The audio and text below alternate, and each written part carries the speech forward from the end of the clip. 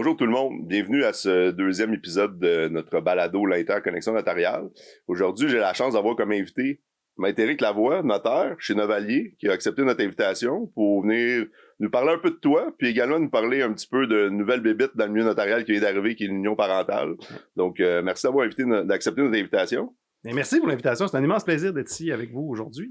Avec nous, puis on va se tutoyer, ça va être correct. Je pense qu'on va vivre dans ce mode-là. Ah ouais, on se connaît bien, ça va être le fun. On va pas semblant.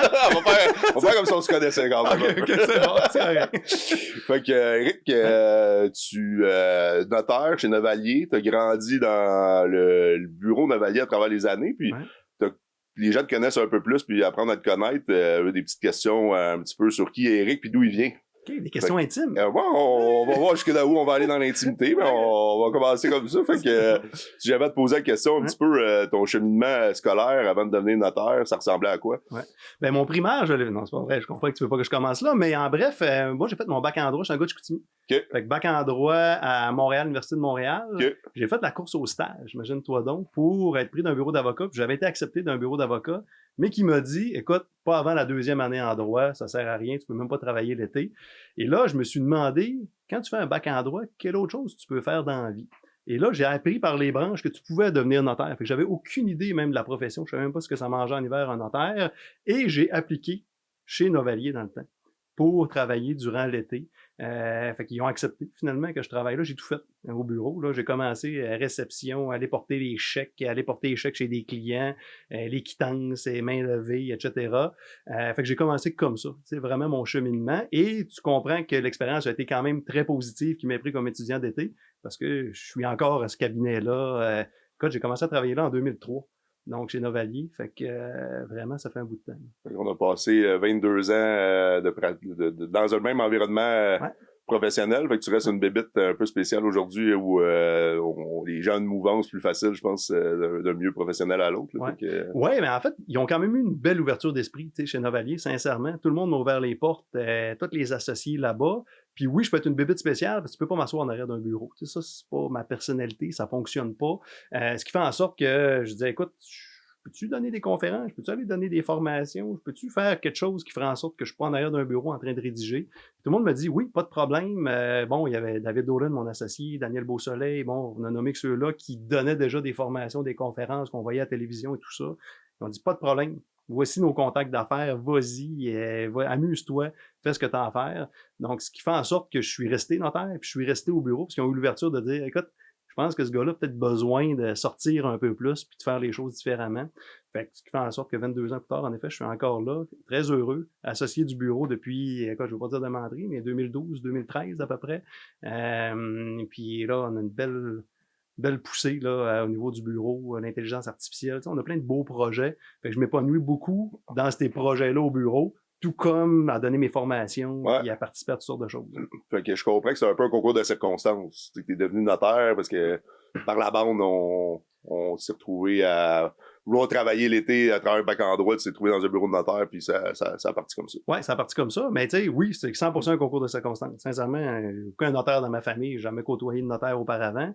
Mais le concours de circonstances est là parce que eux cherchaient des étudiants comme employés d'été. Fait que tu sais, il y avait quand même un poste d'ouvert, puis ils se sont dit, même si ce gars-là comprend rien, puis il sait rien, ils ont peut-être vu une lueur dans mes yeux à ce moment-là. Il y a un petit soupçon d'intelligence à quelque part, mais ils ont quand même eu cette ouverture-là de dire, parfait, on va prendre des étudiants d'été. D'ailleurs, on l'a toujours eu. Ouais. Parce que, je me souviens, les associés disaient toujours, il se passe toujours de quoi d'un bureau. Il y a toujours un employé qui tombe malade, quelqu'un qui part en congé de maladie, quelqu'un qui part en congé de maternité. Et il y a toujours quelque chose qui se passe, des vacances, finalement, qu'on a mal prévues, qu'on a mal planifiées. Fait que ça nous prend toujours au moins 1 ou 2 étudiants pour être sûr de backer à mon québécois, là, d'être sûr de garder les arrières de tout le monde. Fait qu'on l'a toujours fait au bureau, puis regarde, ça a été payant, parce que beaucoup des associés qui sont là présentement ou d'employés, c'est des étudiants qu'on a acceptés au fil du temps.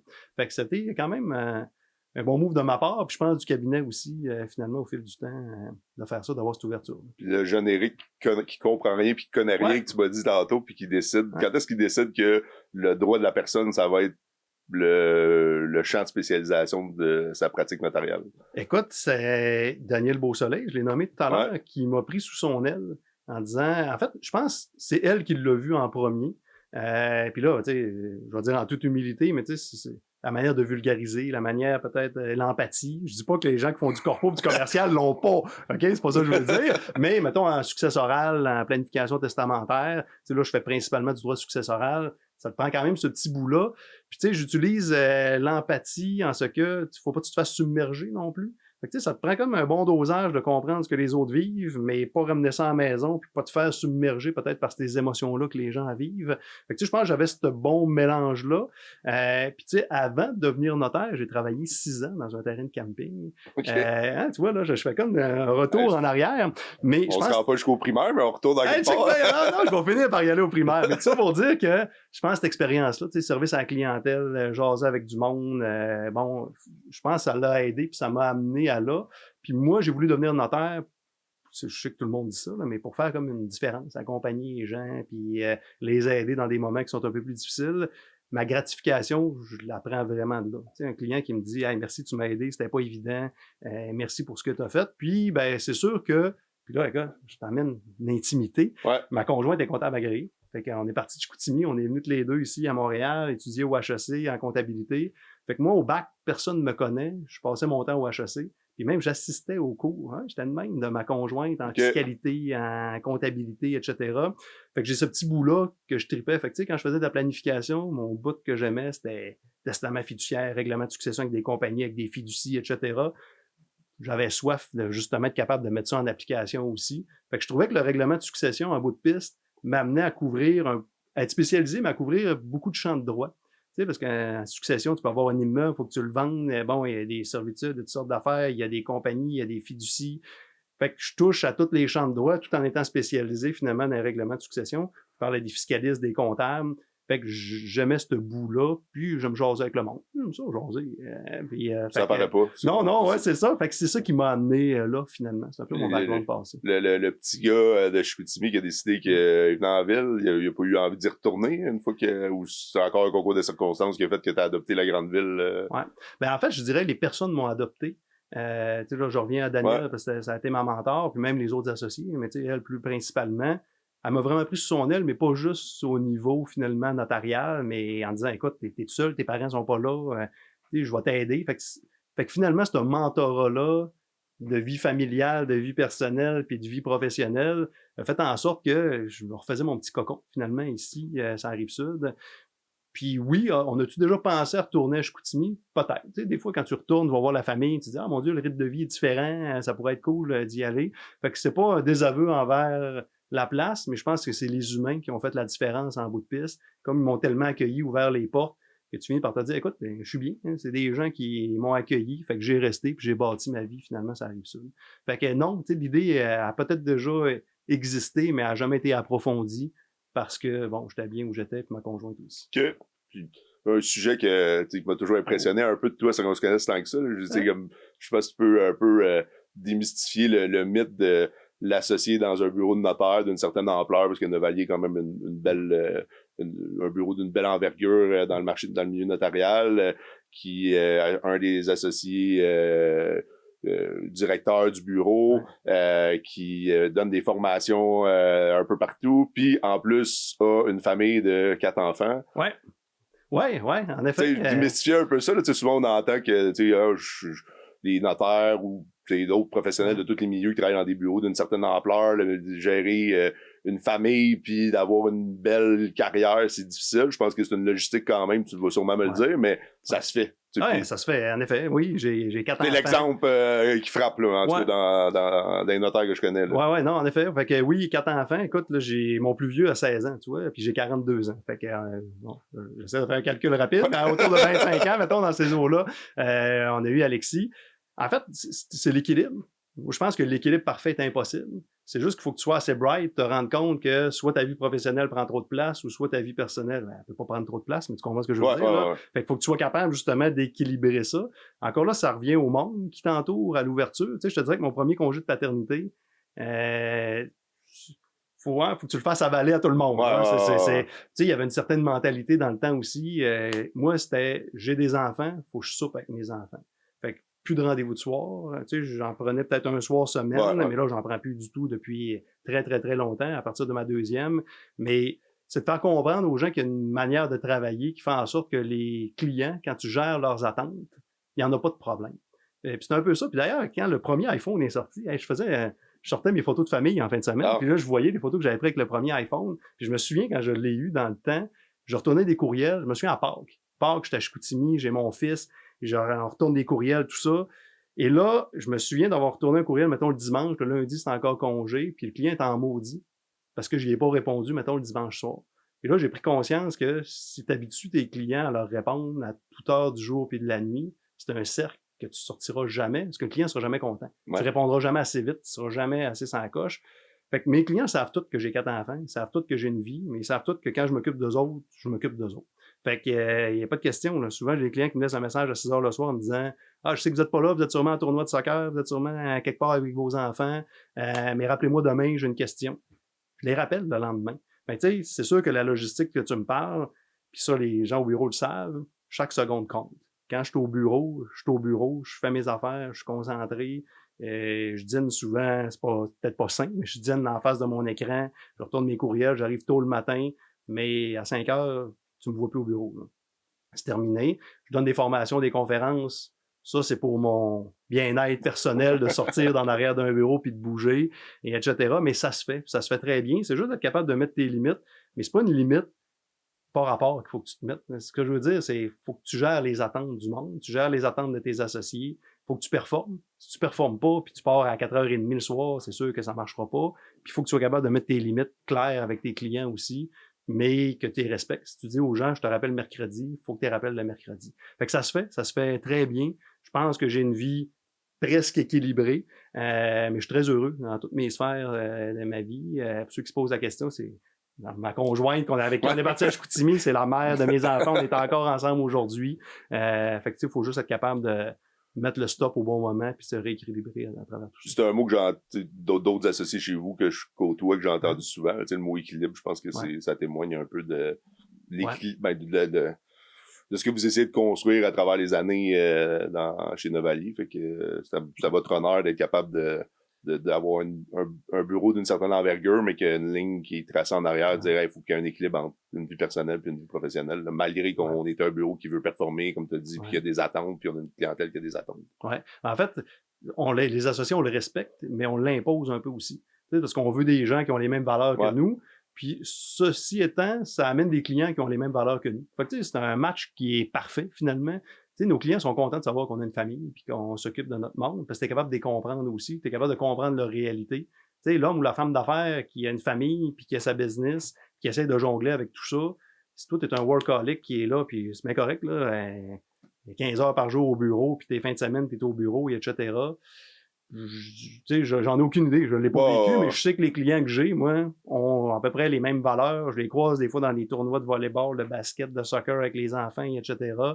Puis on se comprend, puis on a du fun à travailler ensemble. Même chose au niveau des associés. Puis c'est pas rare qu'on prenne sincèrement un employé et qu'on dit « Non, tu laisses ton ordi ici, tu te connectes pas en fin de semaine, ça fait pas partie des valeurs du bureau. » Puis après, ben, c'est de lui apprendre à gérer finalement les attentes des clients, puis pas te laisser submerger. Je pense que c'est un peu ça le problème. D'ailleurs, on en parlait un peu tantôt en faisant semblant qu'on se connaissait pas. De dire, écoute, quand t'es submergé, puis ça nous arrive tout, là, ouais, t'as trop de dossiers, qu'est-ce que tu fais? Là, il faut que tu sois capable de t'arrêter. Puis la planification, ça a toujours été, j'aime mieux prendre une journée pour bien me planifier. Je retourne aucun appel, aucun courriel, rien. Je planifie mes dossiers, je regarde avec l'équipe. Puis là, tu dis, OK, je repars. Là. Parce que sinon, t'es toujours dans la même loop, t'es dans la même situation problématique. Puis tu vois pas le bout du tunnel, puis là, tu gères quoi? Les urgences. Ce qui est en feu, le client qui est en feu, puis là.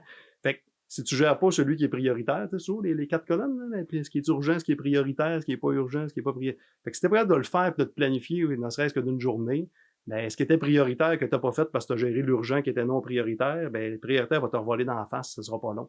Fait que, tu sais, cette planification-là, quand t'es capable de t'arrêter puis le faire, ça fait la job, puis je le fais une fois de temps en temps à la maison aussi.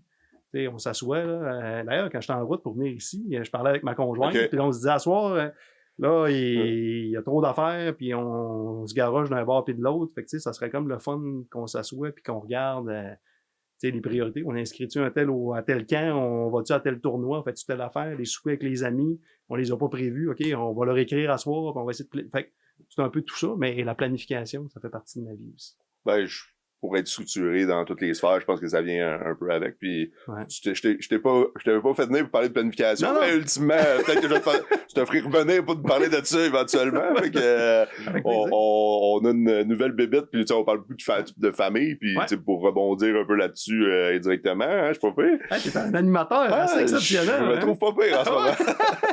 Fait que, il y a une nouvelle bébête dans le milieu notarial qui s'appelle l'union parentale. C'est sorti d'une réforme du droit de la famille qui était annoncée depuis nombreuses années, que tu connais encore mieux les dernières, toute la négociation en arrière, tout le volet politique qui peut s'être passé, puis il nous est tombé dessus un peu, je pense pas tant annoncé, en tout cas j'ai eu cette impression-là pour un notaire qui fait pas ça au quotidien du droit de la personne. Fait que je voulais ultimement, tu donnes des formations là-dessus, t'es en train d'éduquer beaucoup la profession notariale, puis d'autres professionnels aussi du milieu pour qu'ils comprennent qu'est-ce que c'est. Fait que, qu'est-ce que ça mange ultimement, là, aujourd'hui, un notaire qui sait pas c'est quoi l'union parentale, puis qui est aussi dans le néant que moi, là, depuis... je vais t'éduquer aujourd'hui. C'est ça, j'ai envie que tu m'éduques un peu, puis t'éduques des gens qui vont nous écouter un peu. Je pense qu'il y a vraiment beaucoup d'interrogations dans le milieu notarial en ce moment sur qu'est-ce que c'est. Fait que... Ouais, puis c'est quoi les impacts après, puis tout ça, là? C'est même beau de savoir ce que c'est. Bon, premièrement, c'est parti de Lola puis Eric. On continue de taire les noms, parce qu'en plus, c'est public ce qu'on dit aujourd'hui. Mais tout ça pour dire que on a demandé, hein? Lola a demandé finalement à la Cour suprême, écoutez, je pense qu'il y a quelque chose qui est contre la Charte des droits et libertés, c'est inconstitutionnel que les gens mariés puis les gens en union de fait, même s'ils ont eu des enfants, n'ont pas les mêmes droits puis les mêmes obligations. En bref, Cour suprême est venue dire, non, nous autres, on ne s'immiscera pas dans les lois du Québec, là. Si le Québec veut modifier quelque chose, il le fera, puis il fera ses devoirs. Oui, le Québec a fait ses devoirs. D'ailleurs, hein, le professeur Alain Roy a travaillé en long et en large, il a participé à plein de comités, il a fait un travail exceptionnel. Puis d'ailleurs, pour les notaires aussi, parce qu'en bout de piste, on va voir quand même que le notaire est mis au cœur de cette nouvelle loi-là. Mais on est venu essayer de trouver une façon de protéger les couples en union de fait. Et c'est l'union parentale que ça a donné en bout de piste. OK? C'est correct, il y a des gens qui vont le critiquer en disant, écoute, c'est pas allé assez loin. D'autres vont dire, c'est même allé trop loin. Certains vont dire, écoute, il y a une possibilité de se retirer de ça. Est-ce qu'on protège les bonnes personnes? Pas sûr qu'on va s'embarquer là-dedans ensemble aujourd'hui, mais je me dis, au moins, il y a un effort du gouvernement de dire, OK, on reconnaît qu'il y a une certaine situation problématique. On va mettre cette loi-là en place. Puis à la limite, on verra ce que ça donne en bout de piste, mais il fallait commencer à quelque part. Puis la politique, tu le sais, c'est beaucoup de compromis. Que ce soit une politique d'un bureau, que ce soit une politique avec des clients, même des fois à la maison. C'est un équilibre à trouver, hein? C'est exactement, c'est en plein ça. Fait qu'ils ont essayé de trouver cet équilibre-là, puis c'est ça que ça a donné l'union parentale. Fait que en bref, l'union parentale, si je te fais un résumé, c'est de dire, écoute, tous les couples qui sont en union de fait, qui auront des enfants nés ou adoptés après le 30 juin. Fait que là, quand je dis des enfants, c'est les enfants, ils vont naître après le 30 juin 2025 ou adoptés après le 30 juin 2025, l'union parentale va s'appliquer à eux. Fait que là, il y a deux notions que je t'ai parlé. Je vois que tu me suis très bien. Je suis à date. OK. À date, ça prend des enfants nés ou adoptés après le 30 juin 2025. Ça, c'est assez facile. Soit tu as un jugement d'adoption, soit il y a un enfant qui est né. OK? Ça va de soi. Habituellement, ça te marque si tu as un enfant qui est né. Tu le sais. Hein? Tu le sais assez bien. Et là, l'autre notion, c'est les conjoints de fait. Fait que là, si moi, je rencontre une dame, puis finalement, elle accouche, mais on n'est pas en union de fait ensemble, l'union parentale ne s'applique pas à moi. Ça, tu l'as compris. Fait que là, il y a cette notion-là de conjoint de fait qui est entrée à l'intérieur de la loi puis qu'on a essayé de mettre une définition. Fait que, tu sais, la définition qu'on connaît de conjoint de fait, cohabiter avec quelqu'un de façon maritale, 3 ans pour certaines lois, 1 an pour certaines lois. Des fois, on mélange, on dit 3 ans si tu n'as pas eu d'enfant ou 1 an avec des enfants. Mais là, on est venu dire, parfait, faut être des conjoints de fait. Fait que l'espèce de notion de marital est restée. Hein? Fait que marital, ça veut dire quoi? Il y a des liens d'affection qui nous unissent. Fait que, tu sais, je la présente comme ma conjointe, on se tient par la main, on s'embrasse une fois de temps en temps, j'en prends soin. Puis, il y a une certaine notion financière qu'on va regarder aussi. C'est-à-dire qu'est-ce qu'on partage certaines dépenses. Fait qu'il y a cette notion-là. La notion de cohabitation, par contre, est plus aussi importante que ça l'a déjà été, parce que la loi, on dit, mais sont présumés être des conjoints de fait les gens qui cohabitent. Fait que tu le sais comme moi qu'une présomption, ben c'est réfragable. C'est-à-dire qu'on a voulu adopter, puis quand on regarde les commentaires du ministre, ils disent en 2025, c'est plus tous les couples, hein, si on veut s'adapter, qui cohabitent ensemble, mais on pourrait avoir des liens affectifs, des liens financiers quand même, puis avoir un enfant, puis avoir chacun notre maison, notre appartement. Fait que c'est plus un critère sine qua non de cohabiter à ce moment-là. Ce qui fait en sorte que là, puis je sais qu'on va en parler probablement, mais tu sais, j'ai comme pas de date. T'sais, si je suis déjà en union de fait avec quelqu'un, puis là, il y a l'accouchement, ben parfait, après le 30 juin, ça commence là, l'union parentale. Mais là, si cette dame-là accouche, puis là, finalement, bon, je prends mes responsabilités, puis là, je m'occupe de l'enfant, puis à force de m'occuper de l'enfant, ben, je me dis, ah, finalement, elle est cool, on pourrait faire un bout de chemin ensemble. Fait qu'un an après l'accouchement, on commence à faire vie commune ou à vivre en union de fait. Ben là, ça commence quand, la loi? Ça commence le moment où on a commencé à faire vie commune ou à être des conjoints de fait. Fait que là, ma date de début de l'union parentale, c'est plus la date d'accouchement. C'est la date de l'union à ce moment-là. Puis, on va en parler peut-être tantôt, mais j'ai pas de registre, moi, là. J'ai rien, là. J'ai pas rien de publié comme un mariage où ça va être enregistré au directeur de l'État civil, ou s'il y a un contrat de mariage, bon, RDPRM, et ainsi de suite. Fait que faut qu'on essaie de se laisser des traces de ça. Parce que malheureusement, il y a beaucoup d'unions qui finissent mal au Québec. Puis si un jour il y a rupture du couple, ben ça serait fun de savoir ben ça a commencé quand finalement cette fameuse union parentale-là. Mais avant d'embarquer plus longuement dans le registre, ben oui, j'ai cette histoire-là des conjoints de fait avec un enfant né ou adopté. Mais là, on est venu dire, c'est qu'est-ce que ça donne? Hein? C'est quoi le but d'avoir l'union parentale? Ben Lola et Eric, c'était quoi? C'était de partager des biens. Fait qu'on a créé le patrimoine d'union parentale dans cette loi-là. Puis quoi de mieux que d'essayer de comparer quelque chose qui existe déjà pour essayer de créer de quoi de nouveau? Fait qu'on a dit, on va regarder c'est quoi le patrimoine familial, puis on va essayer de créer le patrimoine d'union parentale. Okay. Et là, ben, on est parti de là. Fait qu'on a dit, OK, les résidences qui servent à l'usage de la famille, ça pourrait faire partie du patrimoine d'union parentale. OK? Fait que ça va de soi. Je parle pas des immeubles commerciaux, je parle pas des immeubles résidentiels à logement. Est-ce qu'on a des activités dans le chalet? Est-ce qu'on a des activités dans la maison? C'est ça le but de la loi. Après ça, ben, les meubles qui servent à l'usage de la famille, parfait, ce qui est dans la maison, dans le chalet. Je parlais pas des exceptions comme certaines caves à vin, des collections, mais en général, table, chaise, ça en fait partie. Après ça, ben, on est venu dire les véhicules qui servent à l'usage de la famille. Hein? Je mime, en plus. Malade, ça. Fait que, hein, je suis tout en âge. Je mène tout de moi-même. En plus, parce que c'est tout le temps. Non, je conduis plus de même. Je suis plus cool que ça. Mais tout ça pour dire que les véhicules qui servent à l'usage de la famille font partie du patrimoine de l'union parentale. Puis là, je sens que tu veux me faire dire quelque chose, mais je le dis pas encore. On n'a pas inclus les REER, ce qui est enregistré pour la retraite. Patrimoine familial, quand on est marié, les REER, bon, la Régie des rentes du Québec, les FER, bon, les fonds de pension, certains fonds de pension font partie du patrimoine familial. En union parentale, on dit, non, 3 catégories de biens. Résidences qui servent à l'usage de la famille, les meubles et les véhicules qui servent à l'usage de la famille, that's it. Okay. Fait qu'on a calqué un peu, mais on n'a pas pris les effets financiers. Exactement. On n'a pas appris les REER, fonds de pension, Régie des rentes du Québec, dans tout ça. On a gardé les mêmes exceptions, par contre. Fait que ce que j'avais avant le début de l'union parentale, là, je fais un lien avec ce que je disais tantôt, ça fait pas partie de l'union. Fait que j'ai ma maison avant le début de l'union, ben, puis elle est payée à 100%, pas d'hypothèque, rien. Ben là, je vais avoir une déduction à ce moment-là de cette résidence-là. Même principe pour mes REER que j'avais accumulés avant l'union parentale. Pour les REER. Parce que les REER, si je te suis, tu m'as dit que c'était exclu. C'est bon, ouais, non, en effet. Fait que même affaire pour les meubles, puis même affaire pour les véhicules automobiles. OK? Parfait. Puis pourquoi ma langue m'a fourché, mettons, pour les REER et autres, c'est que, puis là, c'est une petite distinction, là, je veux pas rentrer trop dans le patrimoine familial parce que des fois, ça mélange les gens, mais en union parentale, je vais avoir besoin d'avoir un inventaire au jour du début de l'union parentale, de tous les biens. Pas juste des biens qui font partie de l'union parentale, mais de tous les biens, et je m'explique, c'est que si j'utilise un bien que j'avais avant l'union parentale, et que je l'utilise, exemple, pour acheter une maison ou un véhicule, là, je peux avoir une déduction. OK?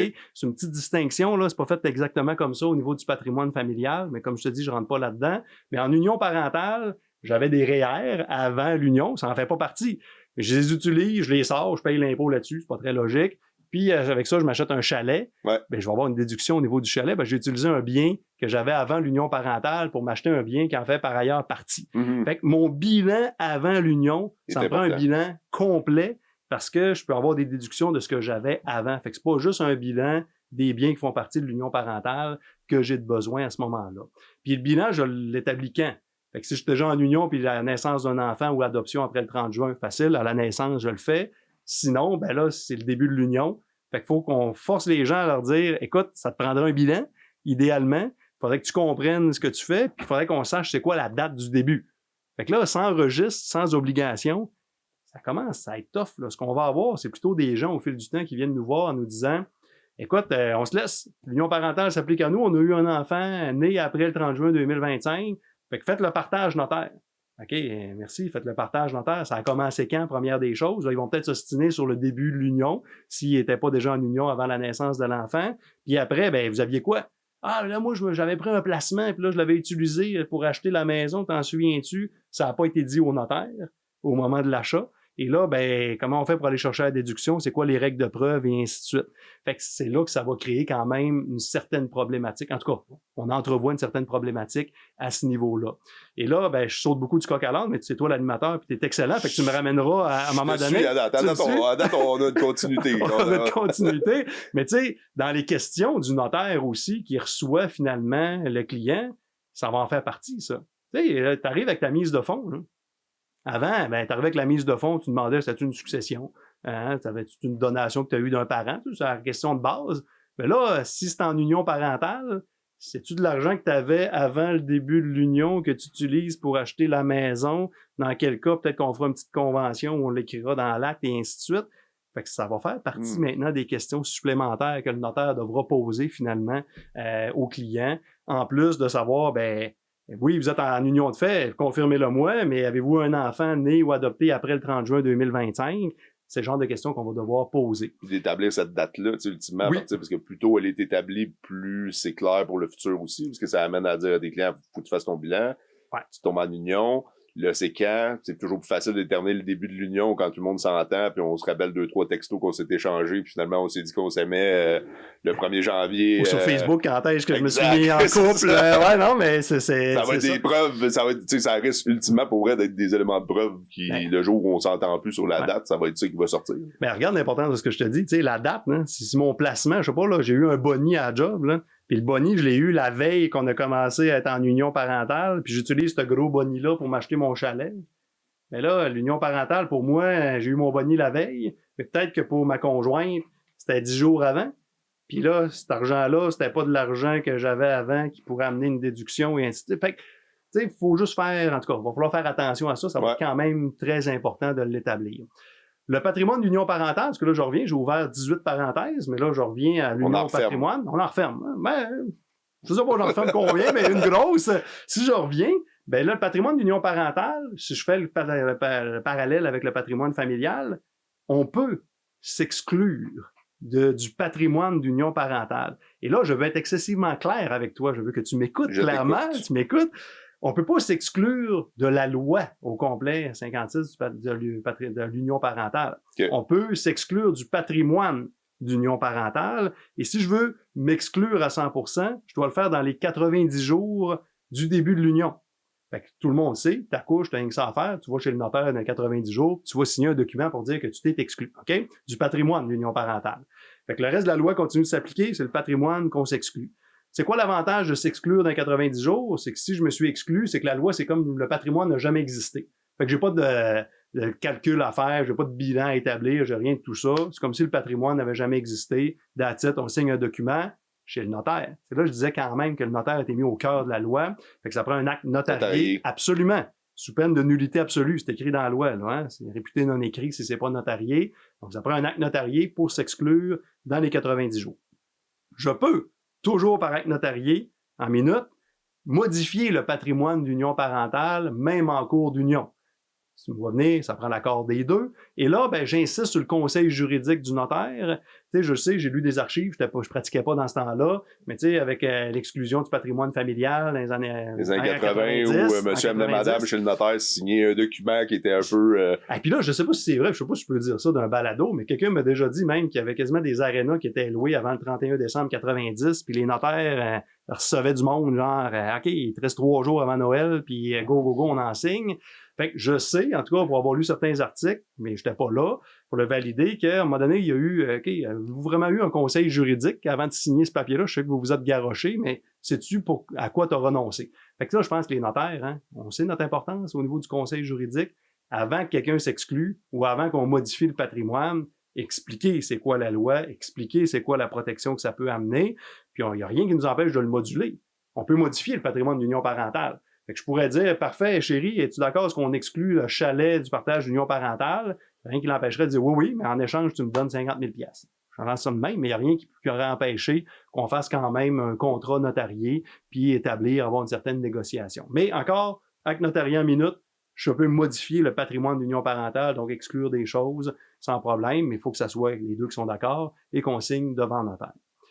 La loi transitoire est venue dire qu'on pourrait, si moi, regarde, j'ai mes 4 enfants, Ouais. ils vont faire semblant que je suis pas marié, ils m'ont caché ma bague, et là, je les ai toutes eues avant l'adoption de la loi le 30 juin 2025. Je pourrais dire à ma conjointe, mais t'entendrais-tu que la loi s'applique à nous? Oui. On pourrait faire un acte sous seing privé. C'est le seul cas où c'est accepté ou notarié pour venir dire, ben, malgré le fait que nos enfants sont nés ou adoptés avant le 30 juin 2025, on veut que la loi s'applique à nous et on signe un document à ce moment-là. Fait que ça serait quand même possible de le faire. Au niveau de l'exclusion, tu sais, je saute sur plein de sujets, là. Oui, je m'exclus dans 90 jours. Cependant, c'est mon premier enfant. J'ai un deuxième enfant qui naît 2 ans, 3 ans plus tard. Il faudrait retourner chez le notaire dans 90 jours si vous voulez vous exclure à nouveau du patrimoine d'union parentale. Fait que ça recrée, dans le fond, un besoin de s'exclure à chaque nouveau enfant. Oui, exactement. C'est en plein ça. Et si je continue dans des petites in de même que je te lance, je peux pas être en union parentale si je suis encore marié ou uni civilement. Donc, on en connaît tous des clients de même. Hey, t'es-tu marié? Non, je suis séparé. OK, donne-moi ton jugement de divorce. Ouais, on est séparés depuis 20 ans, on s'est arrangé, puis je peux aller chercher mon jugement de divorce, arrêter de niaiser notaire. T'es encore marié. Fait que je peux pas être en union parentale. Fait que j'ai une nouvelle blonde depuis 10 ans. Elle tombe enceinte après le 30 juin 2025 à la couche. L'union parentale s'applique pas à moi. Je suis encore marié ou je suis encore uni civilement. La loi est venue ajouter aussi que si je suis encore en union parentale avec quelqu'un, je peux pas l'être avec quelqu'un d'autre. Fait que là, c'est un peu spécial. Je suis en union de fait avec quelqu'un d'autre, avec des enfants, puis là, j'ai une autre conjointe qui accouche. Fait que là, je laisse elle, puis je déménage avec l'autre. C'est le jour où j'ai laissé la première. Il y a une fin là, puis il y a un nouveau qui s'ouvre à partir de... Exactement, mais il s'ouvre quand? Quand est-ce que j'ai déménagé? J'ai-tu fait une transition? L'autre me sacré dehors. Je suis allé dans un appartement pendant 3 semaines. Puis, toute la question de la date dans tous les exemples, finalement, devient tout le temps un peu problématique. Ouais. En fait, ce qui est problématique, puis que je garoche à tout le monde, c'est date inventaire. OK? Puis là, mettons que je modifie le patrimoine d'union parentale. Ben là, si je le modifie, c'est qu'il a déjà existé. Puis si je le modifie, il faut que je le calcule. T'sais, si j'exclus des biens, il faut que je fasse le calcul. Puis le calcul va donner probablement un montant d'argent à verser d'un ou de l'autre, mais c'est pas là qu'on va le verser. Ça va être quand il va y avoir la fin de l'union parentale qu'on va verser les montants. Fait que là, si on s'exclut devant le notaire, il faut que les calculs soient faits à ce moment-là, qu'on garde ça dans notre poche. Parfait, c'est un acte notarié à minute, on l'aura toujours dans notre voûte, puis il va falloir le ressortir au jour de la fin. Mais ne serait-ce qu'au jour de la fin, il va falloir que quelqu'un vienne nous voir. Parce que là, ça se dissout comment? C'est pas un jugement de divorce que je vais chercher. Fait que là, je vais voir le notaire, puis je leur dis, ou je vais chercher un jugement devant le tribunal. Il va peut-être avoir le nouveau tribunal de la l'union parentale. L'union parentale et tout ça. Ben, je sais qu'il existe, il y a eu le projet de loi et tout ça, mais en bref, fait qu'on va y aller, mais là, ça va prendre quand même le notaire qui, le jour où il y a l'exclusion, a fait les calculs afférents, qu'on soit capable de ressortir ça, puis qu'il n'y a pas de problématique. Ce qui m'amène à me dire, tu sais, j'imagine un cas d'espèce, puis sûrement que tu l'as déjà pensé, mais j'imagine on fait cette exclusion-là, il y a un montant qui est payable de l'un à l'autre, fait que madame donne de l'argent à monsieur, par exemple, dans l'exemple pour fin d'exemple. Ouais. Madame, monsieur, c'est monsieur madame donne de l'argent à monsieur. Fait que le jour où monsieur décède, par exemple, ouais. Madame a peut-être pas envie que ça se sache, puis qu'il sait si monsieur est décédé, tu sais, sa succession, cette information-là est pas... Puis ils prendront sûrement... Si on fait l'exclusion avec toi, ils vont peut-être pas aller chez Eric pour faire le règlement de succession à ce moment-là s'ils veulent que cette dette-là n'existe pas nulle part. Ouais. Fait que ça amène quand même, puis ça revient, on l'a frôlé tantôt, puis j'ai envie d'en parler, parce que j'ai eu une discussion avec plusieurs gens dans le milieu qui soulèvent cette problématique-là de l'absence de registre pour l'union parentale. Tu sais, puis comme tu l'as dit, un mariage, ça vient qu'un certificat de mariage, il y a une date, il y a des registres de ça, il y a RDPRM qui existe pour plein d'autres choses. Ouais. Puis, dans ce que j'ai compris, puis même ça a été discuté dans le cadre du projet de loi, la possibilité d'inscrire ces informations-là à RDPRM, finalement, ça a été écarté. Ouais. Pour des raisons que j'ai pas compris la raison du pourquoi, mais il semble que ça a été écarté, qui est un registre qui existait déjà, qui pourrait être approprié assurément. C'est clair. Donc aujourd'hui, les notaires travaillent avec une nouvelle union, avec un nouveau réalité, une nouvelle bébête qui existe dans l'histoire, mais avec laquelle on a justement une date qui est super sensible, mais qu'on n'est pas nécessairement capable de déterminer. Puis une fois en plus qui est déterminée, elle n'est pas publique, elle n'est pas identifiable. Fait que qu'est-ce que tu penses? Parce que est-ce que tu penses que ça va devenir un outil qui devra être mis en place à travers le temps, d'avoir un registre, peu importe là, la nature du registre puis qu'est-ce qu'il contiendra, là, mais... C'est sûr qu'il va falloir que ça se fasse. Ouais, parce que ça... Mettons, là, je saute en immobilier, mettons. Je fais pas d'immobilier, là. Ouais. Mais je te disais tantôt, là. Moi, je vais poser la question, là. C'est toi qui es propriétaire unique de la maison, puis là, je vais te poser la question. Tu as une union de fait avec quelqu'un? As-tu eu un enfant né ou adopté après le 30 juin 2025? Tu me dis non. Moi, tu veux, je vérifie. J'ai aucun registre, j'ai rien. Alors que si tu me demandes si t'es marié, moi, checker pareil. Tu sais, là, je vais te demander ton certificat de mariage. En tout cas, je ne reprendrai pas à la loi sur le notariat, etc. Jugement de divorce, ça va me le prendre. J'ai des documents. Mais là, comment tu veux que je le sache? Je n'irai pas sur Facebook en tant que notaire voir. Je te suivrai pas à soir pour savoir si ça va chez vous. Il y a quelqu'un dans la maison. Là, exactement. Fait que là, toi, tu vas faire ta vente. Puis après, ben, tu sais que la résidence familiale a été inclue, hein, la protection de la résidence familiale dans le projet de loi 56. Fait que là, ça me prendrait l'accord, idéalement, de la conjointe si c'est la résidence familiale. Je comprends qu'il n'y a pas eu de publication dans l'exemple qu'on donne de protection de résidence familiale publiée. Fait que la vente serait pas nulle, mais à quelque part, la conjointe n'est pas intervenue non plus si le bien était la résidence de la famille. Fait que ça va amener des situations, c'est sûr, problématiques. Là, tu parlais de règlement de succession, un peu le même principe, là. Il meurt, c'est pas moi qui ai fait les actes d'exclusion ou quoi que ce soit. Il était en union de fait, ça a commencé quand? J'en ai déjà des dossiers de même, là. Compliqué, tu sais, dans un testament, mettons, là, qui vient dire c'est ma conjointe, mais là, es-tu encore conjointe de fait au moment du décès? Elle va dire oui, c'est sûr. Sinon, l'autre. Fait que ça amène des complications, bien entendu. Fait qu'il faut faire attention à ça. D'ailleurs, écoute, moi, c'est une même des affaires qui me popent dans la tête. Mais tu sais, tu connais l'article 764 du Code civil par cœur. Non, absolument pas. Okay. Fait que, ça va pas 764 vient dire que le divorce fait en sorte de révoquer les legs qu'on a pu faire pour les nominations à titre de liquidateur pour un ex-conjoint. OK? Quand on est marié. Ça n'a pas été inclus pour l'union parentale. OK? Fait que... On l'a gardé dans un même régime comme si c'était des conjoints de fait à l'époque qui n'étaient pas régis par l'union parentale. Là, fait que je fais mon testament aujourd'hui, je lègue tout à ma conjointe en union parentale, la vie est belle, puis on se laisse demain matin.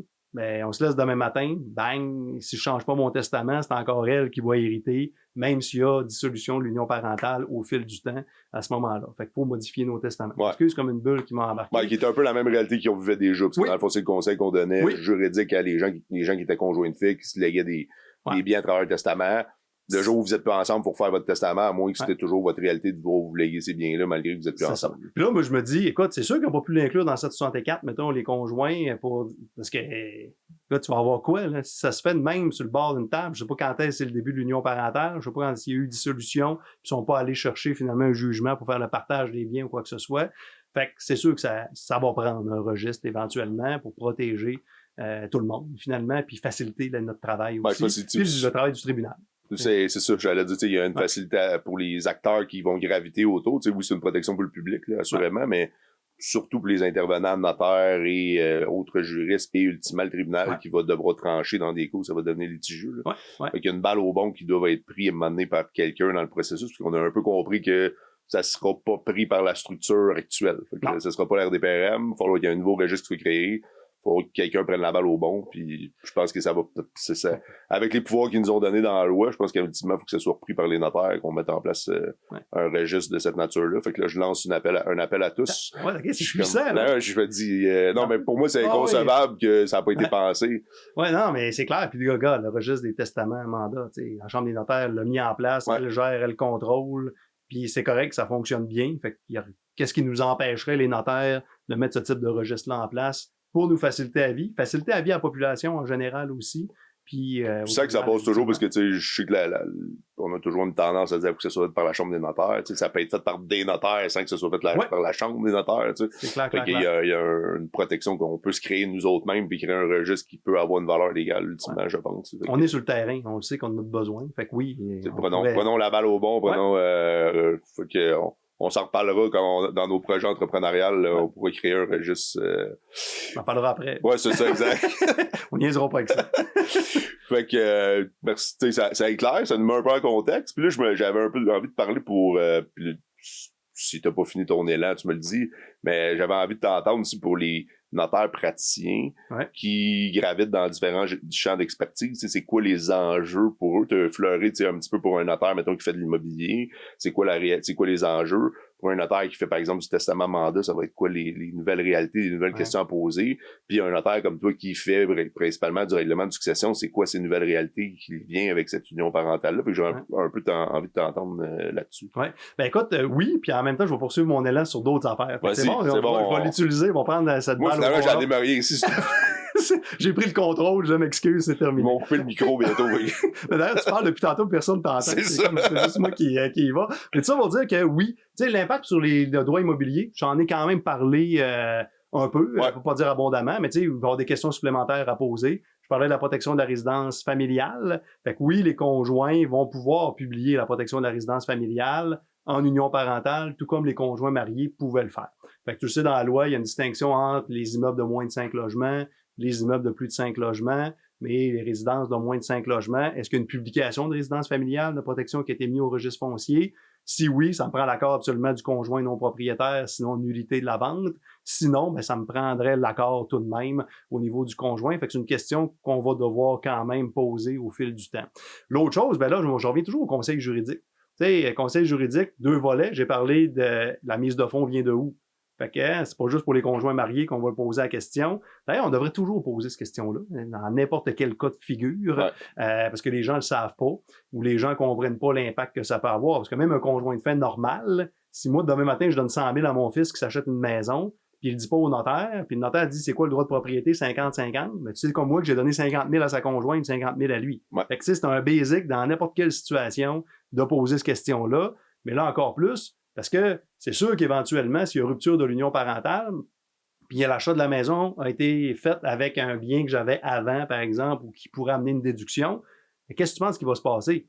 Le notaire va se faire rappeler. Hey, notaire, vous souvenez-vous quand le 100 000 que je vous ai donné pour l'achat de la maison, c'est de l'argent que j'avais avant ou blablabla. Avez-vous des notes dessus? Ah non, tu sais, moi, on pose la question. Je fais 10 ventes d'une journée puis j'ai pas eu le temps, fait que je m'excuse, j'ai pas ces données-là, c'est pas mon obligation. Conseil juridique, l'union parentale existe. En tout cas, ça sera un débat qu'on pourra avoir ensemble, mais bonne pratique, mettons. Je pense que c'est le genre de questions qu'on va devoir poser de plus en plus et informer. Quand je parle d'informer, je fais un peu le pont entre l'immobilier puis planification testamentaire. Ben ça aussi, tu devras toujours poser la question à tes clients. Bon, vous faites un testament et ainsi de suite.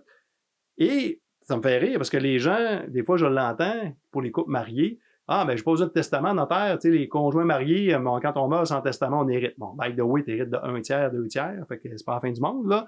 Mais pour les conjoints en union parentale, c'est le même principe parce que là, j'ai donné plusieurs formations, puis les gens me disent, hey, enfin, je suis sûr d'hériter au décès de mon conjoint, peu importe ce qu'il fait dans le testament. Pas de même pantoute que ça marche, là, c'est un droit supplétif. Fait que, tu sais, oui, si je meurs sans testament, mauvais notaire que je suis, oui, on est en union parentale, elle va hériter du tiers. Puis les enfants, parce que c'est sûr, j'ai des enfants en union parentale, ils vont hériter du 2/3. Je fais un testament demain matin, je viens d'écraser cette loi-là dans le Puis là, j'en ajoute une autre couche. Si je fais un testament puis je lègue tout à mon frère, elle est déshéritée. On a signé dans les 90 jours une exclusion au patrimoine de l'union parentale. Elle n'aura même pas droit à ça. Et là, j'en ajoute une autre couche. S'il y a eu modification aussi du patrimoine de l'union parentale, est-ce qu'il y a un beau bilan qui a été fait? Est-ce qu'on est capable de retracer ces données-là éventuellement pour voir c'est quoi le calcul que ça donne? Et l'autre affaire, c'est qu'il n'y a pas de survie d'obligation alimentaire pour les conjoints en union parentale. Et là, je te regarde, je sais que tu ne fais pas de droit de la famille, mais il n'y a pas de pension alimentaire qui a été prévue à l'intérieur de la loi. Ce qui a été prévu, puis la pension alimentaire, on a dit, ça n'existe pas en conjoint. Je parle pas des enfants. Tes parents de plein droit toujours, si tu as une pension à verser à tes enfants. Mais c'était une des questions que Lola elle a demandé initialement à la cour. Tu sais, dans le fond, c'était un peu, ça vient un peu de là aussi. Ben oui, elle disait, écoute, les enfants ont une pension, moi aussi j'en veux une, je veux garder le même train de vie que j'avais auparavant. Mais malgré les arguments de Lola dans le temps, le gouvernement a dit non, il n'y a pas de pension alimentaire de prévue à l'intérieur de la loi sur l'union parentale. Nous, on va prévoir plutôt la prestation compensatoire. Fait que prestation compensatoire, c'est quoi? Un, c'est appauvri, puis l'autre, c'est enrichi. Tu sais, si je le résume, on va le faire comme ça. Et donc, ça aussi, ça me prend des preuves. Tu sais, c'est toujours, on pense à prestation compensatoire, on pense à t'as une business, ta conjointe t'aide à faire ta comptabilité, le soir, tu as montré, je sais pas trop, sortir des index pour faire un examen de titre, puis blabla, puis tu la rémunères pas, elle veut juste que tu baisses la pression, que tu sois plus à la maison, et ainsi de suite. Fait qu'elle pourrait dire, ben, il s'est enrichi. Hein, il a fait de l'argent. Moi, pendant ce temps-là, j'ai pas pu travailler ailleurs. On le voit souvent chez les agriculteurs et agricultrices. Hein. Un travaille, puis l'autre est propriétaire de la ferme, puis là, on demande une prestation compensatoire. Fait que là, il faut être capable de prouver l'appauvrissement, il faut être capable de prouver l'enrichissement. C'est quand même pas évident. Puis, il y a une petite notion dans la loi, vite, là, j'aime ça parler de ça, qui dit elle va avoir droit, celui qui s'est appauvri, au moindre de son appauvrissement ou de l'enrichissement de l'autre. Qu'est-ce que ça veut dire? Moi, je prends 100 000 de mes deniers personnels, je le donne à ma conjointe. Puis je me suis appauvri de 100 000. Avec le 100 000, elle s'est partie d'une business qui vaut 20 millions aujourd'hui. Bravo. Fait que moi, je dis, hey, je me suis appauvri, lui, elle s'est enrichie. Mais la loi dit, c'est le moindre de mon appauvrissement ou de l'enrichissement. Tu as le droit à 100 000 Tu as le droit à 100 000 T'es quick, oui, t'es rapide. Donc, elle doit 100 000. That's it. Fait que tu sais, c'est pas... Ça reste pas le Klondike non plus. Puis là, j'imagine que si la business vaut 20 millions, le train de vie devait quand même suivre avec. Mais bon, j'y vais comme ça. Ce qui fait en sorte que faut que tu saches quand même. Fait que faut que tu regardes de le prouver. L'enrichissement, l'appauvrissement. Faut que tu saches que le droit existe aussi. Puis après ça, ben, quel montant tu vas avoir? Ben, c'est le moindre des deux. La loi dit quand même que par règlement, le ministre de la Justice pourrait établir certains critères pour la prestation compensatoire. Fait que est-ce que ça va changer au fil du temps? Peut-être. Mais pour l'instant, c'est vraiment ça. Fait que j'ai pas de survie d'obligation alimentaire. Je pourrais demander une prestation compensatoire, mais je le répète, prouver tout ça. Si j'ai pas de registre, j'ai pas fait d'inventaire, j'ai pas gardé des preuves, ça peut devenir beaucoup plus difficile à réclamer ce montant d'argent-là. Fait que oui, il y a 653 du Code civil qui est venu dire, oui, en union parentale, tu peux hériter du tiers en l'absence de testament, mais un testament va venir effacer ça. Si j'ai eu renonciation ou modification, je n'ai pas droit à rien de plus. Puis après, ben, prestation compensatoire, je suis capable de prouver mon appauvrissement puis l'enrichissement de l'autre. Fait que c'est tous des débats peut-être qu'on va avoir dans les dossiers de règlement de succession. Hein? Puis même s'il y a partage d'union parentale, moi, j'ai toujours le problème d'une succession, c'est que la parole d'un contre la parole d'un mort, puis malgré mes années de pratique, je suis pas encore capable de parler aux morts, puis ça serait un peu épeurant. Fait que ça pour dire que je sais pas ce qu'il y avait en tête, je sais pas ses preuves, puis là, si elle me dit « Oh oui, on a commencé à faire vie commune, puis en union parentale à telle date », puis c'est pas vraiment... En bref, tu sais, on va s'amener dans une situation qui peut devenir quand même problématique. Fait qu'au niveau de la planification testamentaire, on peut parler de la prestation compensatoire. Il faut en parler de ce genre de choses-là. Hein? Est-ce qu'il y a possibilité est-ce que votre conjoint ou votre conjointe travaille dans l'entreprise? Est-ce que quelqu'un a mis de l'argent? Il faut expliquer comment ça fonctionne. Il faut expliquer aussi que, oui, il peut avoir des droits. S'il n'y a pas eu d'exclusion, il va falloir faire le partage de l'union parentale au jour du règlement de la succession. Est-ce qu'on va mettre des clauses de renonciation sélective en disant je te lègue quelque chose, mais à condition que tu renonces finalement à ce que tu pourras avoir droit en vertu de l'union parentale, un peu comme on le fait pour le patrimoine familial. Donc, il va falloir quand même être assez rapide pour dire, avant on disait conjoint de fait, ils ont droit à rien, la vie est belle, mais dans le planif, il va quand même falloir penser à ce genre de situation-là. Puis dans les règlements de succession, il y a quand même des articles où on a inclus l'union parentale, alors qu'avant, c'était juste les couples mariés qui en faisaient partie. Et là, je pense notamment à la composition des lots lors d'un partage successoral. Hein? Donc, on est venu dire dans la loi, puis l'article existait déjà, mais pour les couples mariés ou unis civilement, on est venu dire, ben écoute, quand on fait le partage ou la composition des lots, le conjoint survivant en union parentale qui habite la maison ou qui utilise les meubles peut exiger que la maison et les meubles fassent partie de son lot. Fait que là, je fais le pont. Dans mes dossiers de règlement de succession, il faut que je le sache. Mais quand je fais ma planification testamentaire, il faut que je sache que cette éventualité-là peut être possible. Puis même, il y a un article dans le Code civil qui vient dire que le conjoint survivant pourrait, devant le tribunal, exiger que l'indivision reste au moment d'un décès pour justement faire en sorte que le conjoint soit pas mis dehors de la maison avec les enfants, dans un cas comme celui-là, et ou des meubles. Fait que tu sais, si l'indivision reste, là, c'est que moi, je suis propriétaire de la maison avec, je sais pas trop, la blonde de mon frère, parce que c'est moi qui héritais dans le testament. Fait que j'ai pas le choix de payer les dépenses avec elle, mais c'est elle qui utilise la maison. Fait que tu sais, ça fait quand même partie des notions. Puis je te dirais que ces notions-là de composition de l'eau puis de partage, même pour les couples mariés, pas tout le monde qui est au courant que cette exigence-là pourrait être demandée par le conjoint survivant. Fait qu'il faut quand même y penser puis savoir que ça existe quand on fait justement la reddition de compte, le partage puis l'attribution, soit des meubles, soit de la résidence qui sert à l'usage de la famille.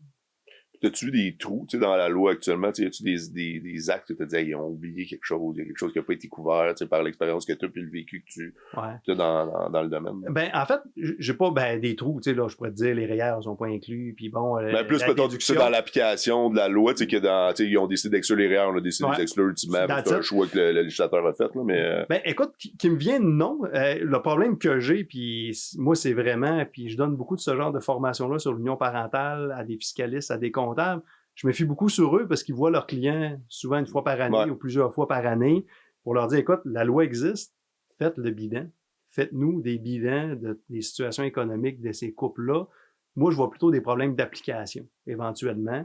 Tu sais, je parlais de prestations compensatoires. Comment tu fais pour prouver l'enrichissement, l'appauvrissement, la date du début de l'union, bon, date de naissance de l'enfant, tu le sais, ce que j'avais avant le début de l'union, ce que j'ai utilisé pour... Écoute, c'est toutes ces notions-là qui... puis, tu sais, l'absence de registre, l'absence de date établie, c'est plutôt dans cette application-là que je sens qu'il va peut-être avoir quelques accros au fil du temps. Sinon, ben, tu sais, quelque chose qui n'a pas été prévu, pas vraiment, mais tu sais, cette absence de registre, moi, je trouve ça gros. Là, surtout que tout est basé sur une date qui est un peu nébuleuse si elle n'a jamais été... À part la naissance. Ouais, à part, effectivement. Ou l'adoption.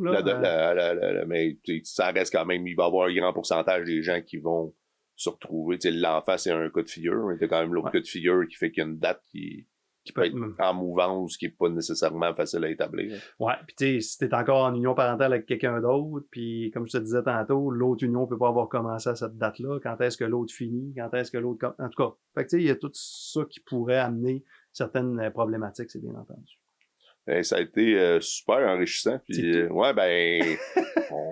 a parlé beaucoup, mais je pense que les gens vont apprécier le petit résumé, puis les petits insights que tu peux amener sur la réflexion qu'il faut avoir, je pense, pour les notaires en pratique privée qui vont être pris avec cette nouvelle bébête-là dans le service juridique, le conseil juridique qu'ils doivent donner. Fait que, Mais merci pour l'invitation, mais c'est une belle bébête. Puis les notaires ont été mis au cœur de cette belle bébête-là qui est l'union parentale. Fait que tu sais, il faut le prendre à bras le corps. Faut pas avoir peur de ce qui est nouveau. Faut un peu en être porteur indirectement, tu sais. Exactement. Puis tu sais, c'était probablement ta conclusion. Peut-être que tu voulais arrêter là, mais... Je te laisse. Moi, je fais rien ici. Mais tu sais, le conseil juridique, je reviens là-dessus. Ouais. Tu sais, c'est oui, faire une transaction. Moi, j'ai toujours dit, et puis là, t'aimeras pas ça, je suis pas sûr que je vais le dire, mais je vais le dire pareil, le papier est accessoire. Quand je dis est accessoire, c'est... Bon, les gens ont confiance en nous, puis je m'assure que mon papier est bien fait. Là, hein. Quand je parle du papier, c'est l'acte, là, on se comprend. Je suis les normes, puis la loi est respectée. Mais le reste, c'est l'accompagnement. Le reste, c'est le conseil juridique. C'est de dire, parfait, je fais pas juste une transaction immobilière, mais je t'explique que dans ta situation, ta conjointe est enceinte, l'enfant va naître après, voici c'est quoi le patrimoine de l'union parentale, tu pourrais t'en exclure, voici les tenants et aboutissants du patrimoine, voici les tenants et aboutissants de la prestation compensatoire. C'est tout ça. Hein. C'est ça qui fait en sorte qu'on rayonne puis que les gens ont confiance en nous. Ils ont confiance qu'on va bien rédiger. Mais après, ils ont confiance qu'on va être rapide, qu'on connaît la loi, qu'on sait comment ça fonctionne, qu'on va peut-être référer un collègue. Je te l'ai dit, je fais pas d'immobilier ou je fais pas de droit commercial. Je vais référer à un collègue qui s'y connaît. Mais ça me prend quand même le réflexe de base. Fait que prenons-le. Le ministre nous a quand même fait confiance à beaucoup de sphères de cette loi-là, qu'on soit capable et apte à donner des bons conseils juridiques. Fait que soyons à la hauteur de la confiance du public envers nous, puis donnons le conseil, puis accompagnons nos clients à travers tout ça. Moi, je te rejoins, je pense que le notaire rayonne plus à travers son conseil juridique. Tu l'as dit, les gens s'attendent à ce que le papier soit déjà bon. C'est pas là-dessus que notre valeur ajoutée, elle est. C'est dans le contact client qu'on a, puis dans la discussion que tu as eue avec, puis dans le service que tu y as offert, qui passe plus par juste le papier. Puis comme tu as dit, le papier est important. Oui. Mais on rayonne plus ultimement à travers le conseil juridique qu'on donne puis le temps qu'on passe avec nos clients. Exactement. Merci Eric d'avoir accepté notre invitation. Pas tout de suite parce qu'on a un point bonus pour les notaires PME internotaires. On va continuer à parler un petit peu d'union parentale ensemble. Pour les autres, ben sachez qu'Éric donne des formations disponibles pour tous les notaires de la profession. Fait que vous pouvez le trouver en recherchant Éric Lavoie, notaire, formation, union parentale. Fait que si vous voulez en apprendre encore plus, puis avoir la chance d'avoir un orateur qui est difficilement gérable pour un animateur, mais qui donne des super conseils juridiques pour les notaires de façon générale sur l'union parentale. Fait que tu donnes une formation actuellement sur le sujet. Fait que vous pouvez vous abonner. Pour les autres, ben partez pas de suite. Il va y avoir une suite à ce podcast. Merci.